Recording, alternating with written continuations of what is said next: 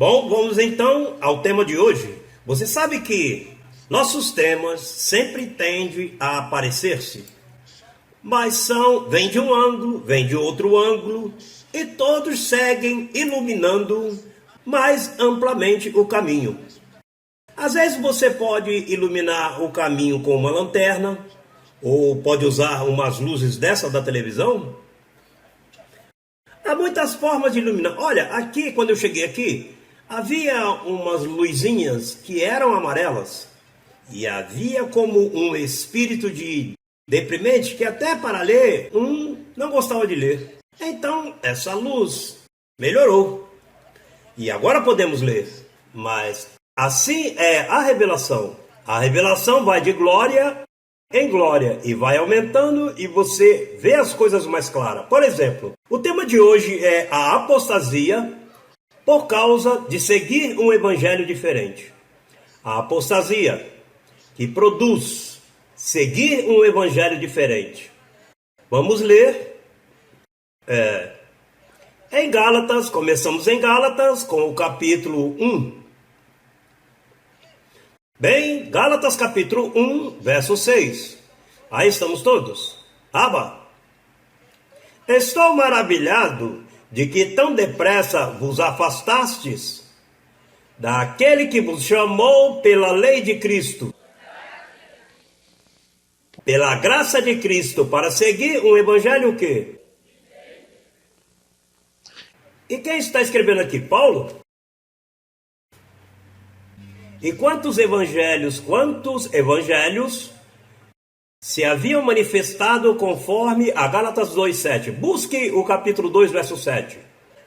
Porque tem que entender que no novo pacto há dois evangelhos, um falso e ou seja, um verdadeiro e outro diferente. Um verdadeiro e um diferente. Você sabe que uma senhora se atreveu a me falar em Massachusetts, mas ela me disse com ternura. Me disse: ai, José Luiz, eu tenho um temor de que você esteja seguindo um evangelho diferente. E eu disse: meu amor, eu estive toda a minha vida com o diferente. Deus me iluminou e me sacou o verdadeiro. Não tenhas temor, é que você está no diferente e eu estou te tirando. Ai, eu tenho medo, eu tenho medo. E é natural, porque ela levava muito tempo na questão de igrejas, então, pois como ela me ouvia falar diferente, porque é que o verdadeiro evangelho é diferente do diferente. E então eu poderia dar-lhe o correto e dizia: e é que você fala agora diferente? Pois claro, porque eu estou no verdadeiro e o verdadeiro é diferente ao diferente. Bom, no capítulo 2, verso 7, pelas amizades, as visitas na internet, recorde que repetimos, por amor àqueles que não sabem do que estamos falando.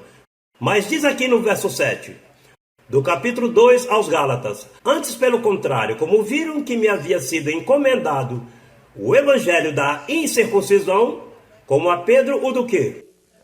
O da circuncisão, quer dizer que há dois evangelhos. Agora, sem dúvida, depois que ele reconhece o da circuncisão, veja o que diz o verso 7 do capítulo 1. Veja o que Paulo diz: não que haja outro. Você se pergunta: mas por que reconhece a Pedro que ele dera da circuncisão? Sabe por que ele reconhece? Porque esse é o que estava pregando, mas em si, a Paulo o levaram ao paraíso. E Cristo pessoalmente lhe dá este evangelho. Olha, este é o evangelho das riquezas para os gentios. Mas Pedro não tinha alternativa. A Pedro não o entregaram. Pedro o copiou. Pedro viu, vendo a Jesus de Nazaré, bom, disse: se Jesus viveu assim, eu vivo assim. Mas é que Jesus foi servo da circuncisão. Para livrar-nos da circuncisão, ele primeiro teve que sofrer, cumprir e morrer, para então livrar-nos e levar-nos a este evangelho. Então, no verso 7 do capítulo 1 diz: não que haja outro, senão que existe alguns que vos perturbam e querem perverter o evangelho de Cristo. E como temos repetido, quem é que perturba? Capítulo 2, verso 14. Pois os amigos novos, veja o que diz o verso 14 do capítulo 2. Mas quando vi que não andavam retamente conforme a verdade do evangelho, Disse a quem? A Pedro, diante de todos: se tu sendo judeus, vive como os gentios e não como os judeus, por que obriga os gentios a judaizar? Quer dizer que quem pregava um evangelho diferente eram os apóstolos, diferente ao de Paulo. Agora, esse evangelho, isso é importante, porque veja, você se encontra escutando-me a mim nesta noite, e a advertência: se você segue um evangelho diferente, veja o que ele espera. Capítulo 1, veja. Veja o que diz o verso 8. Se você cai em um evangelho diferente. Diz: mas se ainda nós mesmos, ou um anjo do céu, vos anunciar outro evangelho diferente do que vos anunciamos, seja anátema. Seja o quê?